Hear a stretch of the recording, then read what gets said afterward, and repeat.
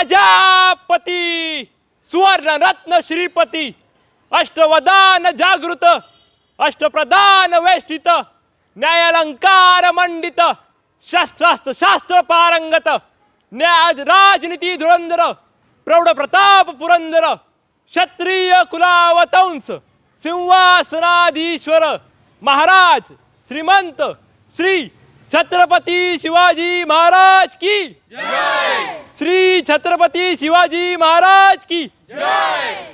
राजमाता जिजाऊ साहेबांचा हर हर महादेव। नमस्कार, जय शिवराय। माझं नाव निनाद संजय चोंडणेकर, नवगावदे रहिवासी मंडळ, यंदा वर्ष 4. तर यावर्षी आम्ही डोंगरी किल्ला तिकोना हा किल्ला बनवण्याचा प्रयत्न केलेला आहे। तर आम्ही सुरुवातीला 2021मध्ये जलदुर्ग, त्याच्यानंतर गिरिदुर्ग, परत जलदुर्ग। तर ह्यावर्षी आमचं यंदाचं वर्ष आहे। तर आम्ही तिकोना किल्ला जो आपल्या लोणावळ्याजवळ एक 60 किलोमीटर अंतरावर आहे, तर हा किल्ला बनवण्यासाठी आम्हाला साधारणतः 15 ते 20 दिवसाचा कालावधी लागला। तर दसऱ्याला आम्ही भूमिपूजन सुरू केले आणि त्यानंतर कामास सुरुवात केली, परंतु काही पावसाच्या अडचणी येत होत्या, तसेच काही अडचणी अजून येत होत्या। त्याला आम्ही मात करून आम्ही हा किल्ला पूर्ण करण्याचा प्रयत्न केलेला आहे। तर हा किल्ल्याच्याबद्दल मी आता थोडीफार माहिती सांगणार आहे। याचं भौगोलिक स्थान, याचा इतिहास, यावर कोणत्या लढाई झाला, याच्या ऐतिहासिक वैशिष्ट्य काय आहेत, हे सर्व आता मी तुम्हाला एक थोडक्यामध्ये सांगतो। तर तिकोना हा किल्ला साधारणतः लोणावळ्यापासून एक कामशेतपासून 25 ते 26 किलोमीटर अंतरावर आहे। आपण सह्याद्रीच्या खोऱ्यामध्ये 12 मावळ प्रांत म्हणून आपण ओळखला जातो। तर या मावळ प्रदेशात पावना नदीच्या खोऱ्यात हा तिकोना किल्ला वसलेला आहे। साधारणतः आपण जर ह्याचा आकार बघितला, आपण समजा ड्रोन शॉट घेतला किंवा आपण वरून जर हा किल्ल्याचा आकार पाहिला, तर आपल्याला हा साधारणतः त्रिकोणी आकार पाहायला मिळतो आणि हा त्रिकोणी आकारामुळे या किल्ल्याचं नाव तिकोना असं पडलेलं आहे। तर ह्या किल्ल्यावर एक वितंडेश्वराचं मंदिरसुद्धा आहे, महादेवाचं मंदिर आहे। त्याच्यावरून ह्या किल्ल्याचं नाव, ह्या किल्ल्याला वितंगगड असं म्हणून सुद्धा ओळखलं जातं। तर ह्या किल्ल्याचं एक ऐतिहासिक वैशिष्ट्य म्हणजे आपल्याला सर्वांनाच माहिती असेल की शिवाजी महाराज आणि मिर्झाराजे जयसिंग यांच्यामध्ये एक पुरंदरचा तह झाला साधारणतः 12 जून 1665मध्ये। तर त्याच्यामध्ये महाराजांनी मिर्झाराजे जयसिंगांना जे 23 किल्ले दिले होते, तर त्या किल्ल्यामध्ये ह्या तिकोनाचा समावेश होता। तर ही एक ऐतिहासिक गोष्ट या किल्ल्याबद्दल। त्याच्यानंतर ह्याचा मुख्य उद्देश हाच आहे की या मावळ प्रांतावर एक आपण वॉच टॉवर म्हणू शकतो, त्याच्यासाठी हा किल्ला चं महत्त्व होतं। तर साधारणतः 1660मध्ये नेताजी पालकर, ज्यांना आपण प्रतिशिवाजी म्हणतो, त्यांच्याकडे ह्या किल्ल्याची धुरा साधारणतः 1660मध्ये देण्यात आली। आणि ह्या किल्ल्याच्या आजूबाजूला जर आपण प्रदेश पाहिला, तर ह्या किल्ल्याच्या आजूबाजूला लोहगड आहे, तुंग किल्ला आहे, विसापूर आहे, असे अनेक छोटे मोठे किल्ले ह्या किल्ल्याच्या आजूबाजूला आहेत। त्यामुळे ह्या किल्ल्याचं भौगोलिक स्थान आणि याचं महत्त्व असं विशेष होतं। तसेच या किल्ल्यावर जर जायचं असेल तर आपल्याला तिकोना पेठ किल्ल्याच्या पायथ्याशी जे गाव आहे, साधारणतः एक 7-8 घरं असलेलं, वस्ती असलेलं एक छोटंसं गाव आहे। साधारण आपल्याला जर किल्ल्यावर जायचं असेल तर पहिले आपल्याला त्या तिकोना पेठेत यावं लागतं आणि तिकडनं एक चढणीचा आपला जो रस्ता आहे, आपण त्याला ट्रेक म्हणू शकतो, तिकडनं आपला सुरू होतो। तिकडनं काही वाट ही एक साधीशी पायवाट आहे, काही ठिकाणी पायऱ्या आहेत। तसेच आपण या किल्ल्यावर जर पाहिलं तर काही पुरातन कालीन बौद्ध अशा लेण्या आहेत, पाण्याच्या टाक्या आहेत। तसंच सुरुवातीला आपण किल्ल्याच्या पाहिलं तर मेठ नावाची जागा आहे, जिकडून शत्रूला पहिल्याच क्षणी हकलवून लावायचं अशा ठिकाणी एक ती जागा आहे मेठ। त्याच्यानंतर एक चपेटदान मारुती मंदिर आहे, एक वैशिष्ट्यपूर्ण मारुती मंदिर। त्याच्यानंतर चुन्याचा घाणा, आजही आपण जर किल्ल्यावर गेलात तर आपल्याला तो चुन्याचा घाणा पाहावयास मिळतो। तसंच पुढे गेल्यावर अजून काही गुहा आहेत आणि तिथे तुळजाई देवीचं मंदिर आहे। आणि आपण ह्या किल्ल्याच्या एकदम उंच भागी गेलात तर त्या ठिकाणी आपल्याला एक वितंडेश्वराचं मंदिर, महादेव मंदिर आपल्याला पाहायला मिळेल आणि त्याच्या बाजूला एक मोठं पाण्याचं टाका आहे। तर अशा प्रकारे हा किल्ला आहे। या किल्ल्यात साधारणतः 7व्या ते 8व्या शतकात सापडला असावा असा आम्हाला संदर्भ लागलेला आहे।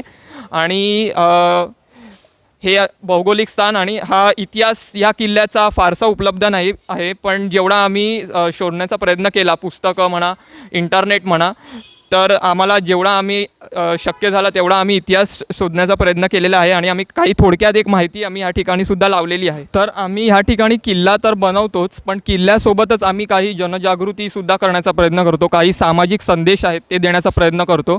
जसं की आपण इथे पाहिलं की आपल्या भारतामध्ये शेतकरी जितका महत्त्वाचा आहे तितकाच आपला सैनिक जो सीमेवर आपलं रक्षण करत असतो तो सुद्धा महत्त्वाचा आहे. त्यामुळे ह्या दोघांचं स्मरण करण्यासाठी आम्ही हा एक या ठिकाणी त्यांचं स्मरण केलेलं आहे की जवानांनी आमचे प्राण वाचवावे तर किसानांनी आम्हाला जिवंत ठेवावे. तोफा आणि बंदुकांइतकेच आपल्या देशात नांगराचे महत्त्व आहे. म्हणून जवान आणि किसान हे खऱ्या अर्थाने मातृभूमीचे रक्षक आहे. म्हणून आम्ही हा जय जवान जय किसान असा नारा या ठिकाणी दिलेला आहे. आणि हल्लीच आपण एक आपल्या भारताचे आदरणीय उद्योगपती श्री रतन टाटा यांचं निधन झालं. तर त्यांच्यासाठी त्यांचे विचार जे आहेत ते आपल्याला आपल्या दैनंदिन जीवनात उपयोगी हवेत आणि त्याचा उपयोग हवा. त्यासाठी त्यांचा एक विचार आहे की आयुष्यात पुढे जाण्यासाठी चढ उतार खूप महत्त्वाचे असतात. कारण ECGमध्ये जर आपण पाहिलं तर सरळ रेष म्हणजे आपलं जीवन संपलं. तर असेच आयुष्यातसुद्धा चढ उतार येत असतात. तर त्याच्यासाठी हा एक मोलाचा संदेश रतन टाटा सर आपल्याला देऊन गेले. तसंच या ठिकाणी जी आजकालची तरुण पिढी आहे जी व्यसनांकडे वळते तर त्याच्यासाठी सुद्धा आम्ही काही संदेश दिले की व्यसनां म्हणजे आरोग्याचं शोषण आहे, की नाशापासून दूर राहा आणि जीवन सुखकर मिळवा भरपूर. तर असे संदेश लावलेले आहेत. तसंच या ठिकाणी काही वैयक्तिक कौटुंबिक असे उपयोगाला येतील असे संदेश लावलेले आहेत. जसं की पोटात गेलेले विष हे एका माणसाला मारते पण कानात गेलेले विष हजारो नाते संपून टाकते. म्हणून दुसऱ्याचा सांगण्यावर विश्वास ठेवण्यापेक्षा स्वतःच्या पाहण्यावर विश्वास ठेवा.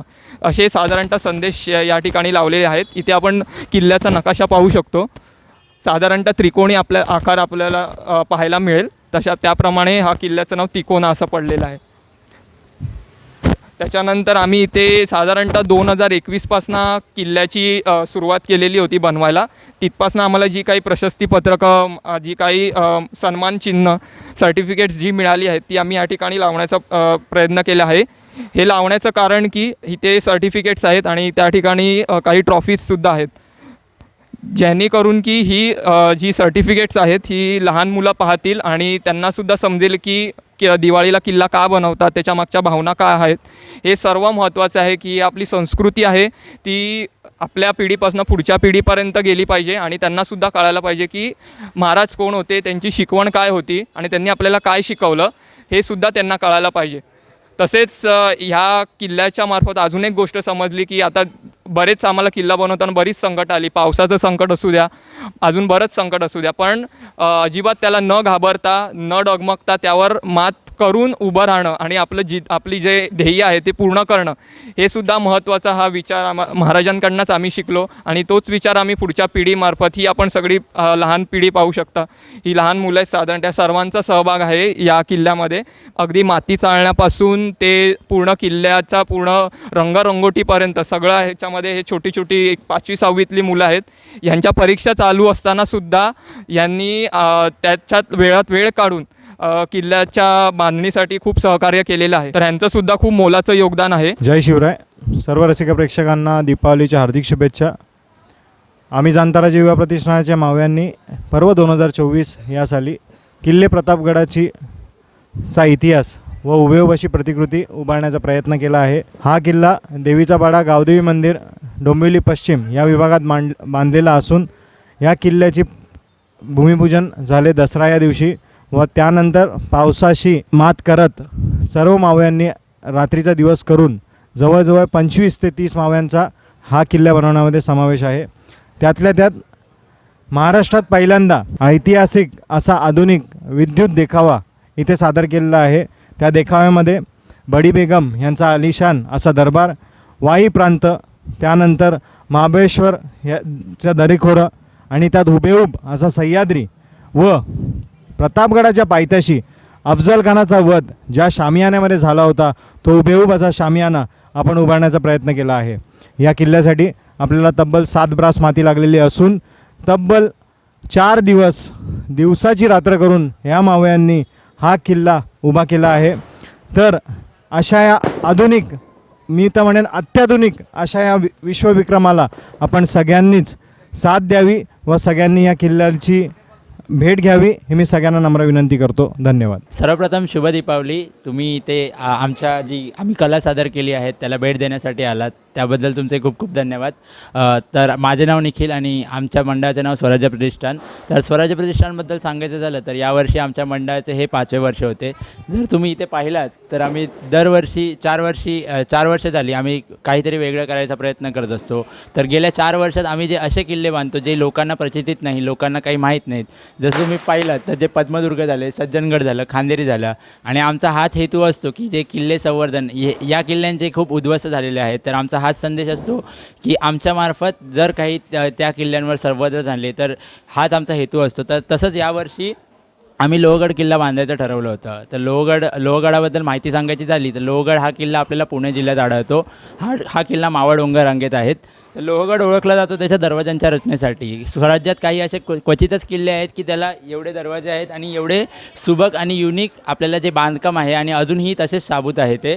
तर आपण त्याला पाहिलं तर जवळजवळ याला 5 दरवाजे आढळतात. तर यावर ज्या आपण वास्तू पाहिल्यात तर आपल्याला राज सदर झाली, लक्ष्मीकोटी झाली, महादेवाचे मंदिर झालं. तर तेव्हा शिवाजी महाराजांच्या काळात शिवाजी महाराजांनी या गडाचा वापर त्यांचा जो त्यांनी जेव्हा सुरत लुटली होती, जेव्हा तो खजिना त्यांना भेटला, तो खजिना साठवून ठेवला होता. तर हाच मराठ्यांनी याचा वापर त्याच्यासाठीच केला होता. आणि यावर्षीचा जो आम्ही संदेश देऊ इच्छितो तो म्हणजे आता सध्या जो ज्वलंत मुद्दा बातम्यांमध्ये जो चालू आहे तो म्हणजे अतिक्रमण. जर तुम्ही इथे पाहिलात तर जे अतिक्रमण या किल्ल्यावरही अतिक्रमण झाले आहे. जे अतिक्रमण आपण किल्ल्यांचं जर पाहिलं तर आपल्याला जे सर्वप्रथम किल्ले येतात ते झाले विशाळगड, मलंगड, त्याच्यावर जे मशिदी झाल्या आहेत. तसंच जर आम्ही तसेच किल्ले शोधत होतो की अजून असे असंख्य किल्ले आहेत की ज्याच्यावर अतिक्रमण आहे. त्यामध्ये आम्हाला सापडलं एक लोहगड. तर लोहगडावरही जर तुम्ही वर पाहिलात तर तिकडे मदारींच्या स्वरूपात उद्ध्वस्त झालेल्या वास्तूंवर त्यांनी चादर टाकून ते हिसकवण्याचा प्रयत्न केला आहे. तसंच आम्ही इथे कशा प्रकारे अतिक्रमण केले जाते याचे छोटासा प्रकल्प आम्ही दाखवला आहे.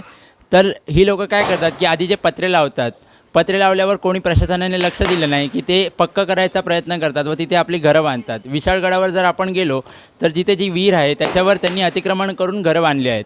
तसंच जर मस्जिद झाली तर मलंगड गेलो आपण, विशाळगड गेलो की त्याच्यावरती मस्जिद बांधली आहे आणि त्याच्यावरती कारवाई होत आहे याचं आम्ही स्वागत करतो. पण अजून असे कायदे निर्माण झाले पाहिजेत जेणेकरून जी अतिक्रमण लोकं करतात त्याच्या विरोधात ते 100 वेळा विचार करतील काही अतिक्रमण करायच्या आधी. आणि जर एका अर्थी म्हणायचं झालं तर ज्या हिंदू विरोधी आपल्या एका समाजाला टार्गेट करून जे काही कटकारस्थान पूर्ण जगात होत आहे. जर आपण उदाहरण बघितलं तर पाकिस्तानात खूप वर्षांपासून हिंदू विरुद्ध कारवाया होत आहेत. आणि बांगलादेशात जर आपण पाहिलं तर बांगलादेशात आता गेल्या दोन महिन्यापासून जे मंदिरं तोडली जातात, हिंदूंना मारलं जातं. आणि जर आपल्या हिंदुस्थानात आपल्या पूर्ण जगात एक हिंदू राष्ट्र म्हणजे हिंदुस्थान, तर त्याच्यातच आपला हिंदू सुरक्षित आहे का? आपण इथे बॅनरवर जर पाहिलं तर आम्ही दाखवलं आहे लव जिहाद. लव जिहादचे जे आपल्याला असंख्य केसेस दररोज आपल्याला बातम्यांमध्ये पाहायला भेटतात. त्याच्याच पुढे आहे आपली जी गौमाता. आपण गाईला मातेसमान मानतो आणि आताच आपल्या राज्य सरकारने आपल्या गायींना राज्यमातेचा दर्जा दिला आहे. पण खरंच आपली गौमाता सुरक्षित आहे का? 2 दिवसापूर्वीच आलेल्या बातमीनुसार जो आपला शिळफाट्याचा रोड आहे जिथून आपण पनवेलला जातो तिकडे गोमांसाने भरलेली गाडी आढळली. तर हे खरंच दुर्दैव आहे की आपल्या हिंदुस्थानातच आपली माता सुरक्षित नाही. त्याच्याच पुढे जर आपण पाहिलं की आत्ताच जे गेले गणपतीचा सण गेला, नवरात्रीचा सण गेला, आपण UPमधील व बंगालमधील घटना ऐकलीच असेल की बंगालमधील जी शांततापूर्व विसर्जन मिरवणूक चालू होती त्याच्यावर दगडफेक झाली व UPमध्ये एका माणसाची हत्या करण्यात आली. तर हाच प्रश्न पडतो की फक्त हिंदू माणसाने जो सर्वधर्मसमभाव, जो सेक्युलरिझम आपण म्हणतो, ही फक्त व्याख्या हिंदू माणसालाच लागू होते का? आपल्या जसं ग्रंथांमध्ये लिहिलं आहे की अहिंसा परमोधर्म, म्हणजे हिंसा न करणे हीच माणसाचे कर्तव्य हाच धर्म आहे. पण यापुढे हेही आहे की धर्मो हिंसा तथैवच धर्मो रक्षित रक्षता, म्हणजे जर धर्मावर कोणी समाजकंटकाने वाईट नजर टाकली तर त्याला जशाच तसे उत्तर दिले पाहिजे व जर आपण धर्माची रक्षा केली तरच तो धर्म आपली रक्षा करेल. तर आमचा यावर्षीचा हाच मुद्दा होता आणि त्यावरून आम्ही हा लोहगड किल्ला बांधला होता. तर मी नक्कीच तुमचे परत एकदा धन्यवाद देतो व आशा करतो जो आम्हाला यावर्षी मुद्दा द्यायचा होता तो तुमच्या सर्वांपर्यंत पोहोचला असेल. धन्यवाद.